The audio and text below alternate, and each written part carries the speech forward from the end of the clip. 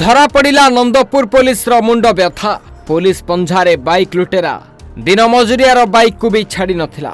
हाँ क्या आपण ठीक शुणिले गत किछि दिन हेला लगातार नंदपुर पुलिस मुंड व्यथार कारण साजी बाइक लुटेरा को काबू करिछि नंदपुर पुलिस। गत गुरुवार दिन ठारू एक दिन मजुरिया निज बाइक को बाजार में रखी कार्य व्यस्त थिबा बेले पाखरे रखा जाइथिबा बाइक को नहीं चंपट मारिथिला दुर्बृत्त। तेबे निज बाइक को कहीं नहीं जा देखी बाइक बाइक कही गाड़ी मालिक चित्कार करथिले। एपटे बाइक चोर मध्य द्रुत गति रे आखि पुछुलाके बाइक नहीं फेरार हो जाइथिला। तेबे संपृक्त युवक थाना रे देइथिबा एतला आधार रे नंदपुर एसडीपीओ संबित कुमार माझी, थाना अधिकारी ममता पंडा और दीप्तिमयी धारुआ को नहीं एक टीम गठन करी अनुसंधान जारी रहिथिला।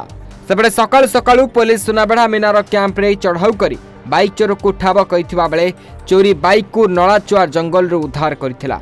घटनार 24 घंटा न पूर्णु पुलिस बाइक चोर श्याम खड़ा को गिरफ्त करी कोर्ट चालान करिछि।